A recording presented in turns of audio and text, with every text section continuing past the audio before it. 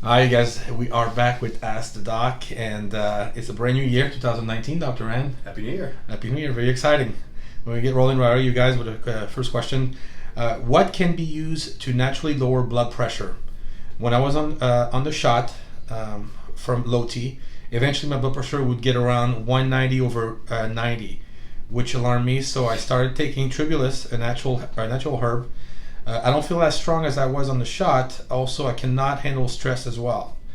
I would like to be back on the shot, but I don't want to take blood pressure medication, and I cannot take any extra minerals due to another very necessary therapy I'm on.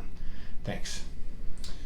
I've seen this a few times before. It doesn't happen all that often, especially to the degree to which this guy is describing, where 190 over 90, he said. Right? Yeah. I mean, that's a pretty big pulse pressure, we call it, the spread between the two. Part of it oftentimes is uncontrolled estrogen. So you get a third space water as well as just increased retention of water in general. So you can get an increased BP simply because you're holding too much water. And of course, we treat that with a diuretic. Oftentimes that's our first go-to, hydrochlorothiazide, to treat high blood pressure. But also another factor that I see sometimes is, especially with a pulse pressure like that, where that's not just, if you had extra water, you raise both the diastolic and the systolic, not exactly the same, but they're both going to definitely go together. If you see a pulse pressure, a spread like that, what does that oftentimes is, for example, pain, getting excited. So there's probably a psychological component here where the testosterone is leveraging whatever's going on. I'm not casting aspersions here or suggesting that somebody's psychotic or whatever, because the people I've seen it happen to are actually, one of them is a dear friend of mine, an older gentleman, and he's anything but that. But he's high strung, definitely type A, and it could be leveraging that, because I joke with people, hey man, if your BP ain't heading toward 190 over 90 on your way to the gym, then turn around and go home, man, because you ain't getting amped up for the workout, right? Your blood pressure is not always going to sit at 120 over 70. That's at rest, and so something might be causing an elevation of blood pressure that's leveraged by the testosterone. In other words, you have more energy to get psyched up or whatever's going on, maybe with this particular gentleman. So likely there's a large psychological component going on there, and so I would do your best to try and bring your blood pressure down with natural methods like he suggests. Even something, there's an acronym, BREATHE, and there's a cardiologist doctor. If you Dr. Google breathe / cardiologist, I don't think it's Sinatra, but it's one of the more popular cardiologists out there. And it's an acronym for some steps you can take that involve breathing and imagining yourself at the place where you're the calmest. And I've done this before, where I've dropped my my diastolic 20 points and systolic 20 points and diastolic 10 points, and that's pretty impressive to just think your way down to lower blood pressure. Wow.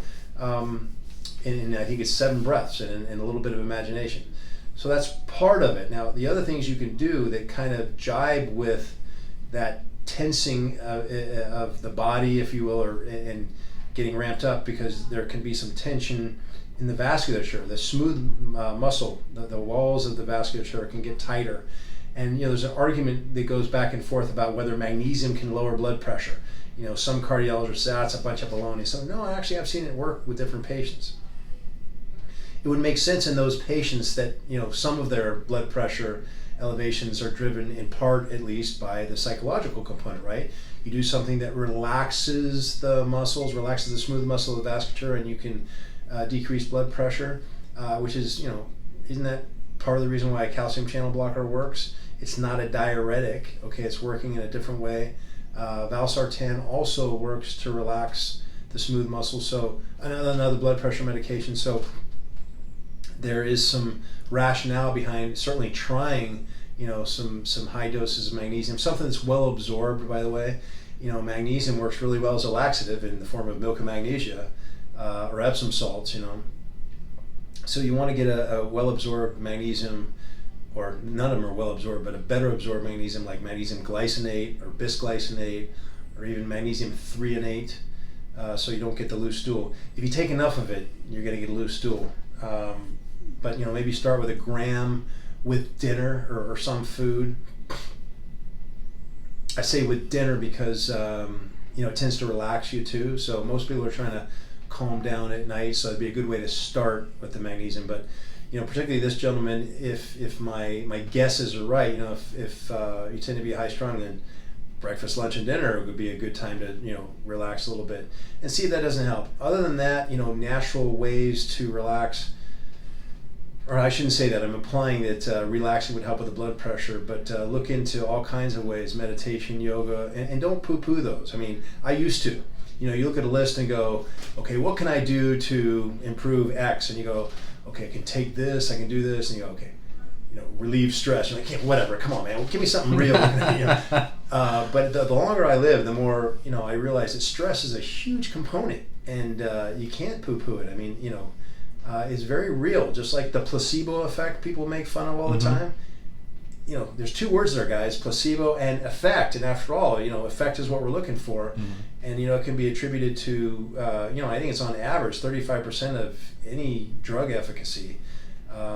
So I would pay some attention to that anyway. Other so-called natural cures. I mean, you could look into natural diuretics. Because again, we treat first line. Depends on the year. We find what the recommendations are. But it used to be hydrochlorothiazide. Was one of the first line treatments for hypertension. So any diuretic, anything that reduces the volume inside the blood vessels, would lower your blood pressure. Natural diuretics oftentimes, unfortunately, involve, or one of the ones that's used a lot is caffeinated beverages, and that might have the reverse effect because you're constricting the arteries. But there are some natural diuretics out there. Usually some herbs. Again, call it a drug, call it a supplement. If it's a diuretic, it's diuretic. Yeah. Typically, a drug tends to be stronger than an herb, and that's really the only difference. I say typically, I'm generalizing. So my point is, whether you pay 5 cents for a hydrochlorothiazide pill, if that ends up being the best alternative, we can't find another way to treat it. I'd rather do that than pay $1.50 for a natural herbal supplement that does the exact same thing. Yeah. The other thing is, I'm jumping ahead and assuming that the 190/90 is his blood pressure all the time. Yeah. Oftentimes when it's a psychologically driven blood pressure, again, I'm generalizing, but when it's in part or large part psychological, it's only that way for a brief period. And so, for example, if you hate doctors' offices, if you have what we call white coat syndrome, your blood pressure may go up just because you don't like doctors or doctors' offices, or you're about to be put on the spot, or here's another test for me, And so I can't take credit for this because it makes sense, but I'm going to forget his name too, but he's very popular on Twitter. He's another doctor out of San Diego. If I don't think about it, maybe I'll remember before the end here. But he's got a foot in clinical medicine and a foot in academia, and he suggests buying. I know $150 is $150, but get an at-home cuff, blood pressure cuff. Because if you wake up, take your blood pressure, and it's 120/70, and then it goes to something a lot higher than that, well, the current thinking is, anyway, that that's not hypertension, and even though it goes high, well, look, you go to the gym, it goes high for that hour or two when you're working out. That's not pathological. Right. You could argue, well, okay, but it's for the however many hours you're at work or in waking mode, then it might be pathological. But according to the current line of thinking, I guess controlled mainly by the cardiologist and the nephrologist, as long as it's 120/70 at some point during the day, you don't have hypertension. You could look at it as white coat syndrome, or job syndrome, whatever you want to call it, something effectuating high blood pressure, but it's temporary.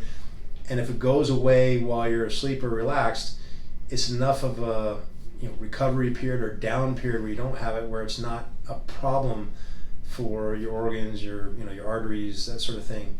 So again, going back to, is it even a pathological thing or a problem to begin with? Do you truly have hypertension? Let's back up and double check that first too. Yeah, exactly. Thanks, Dr. Rand.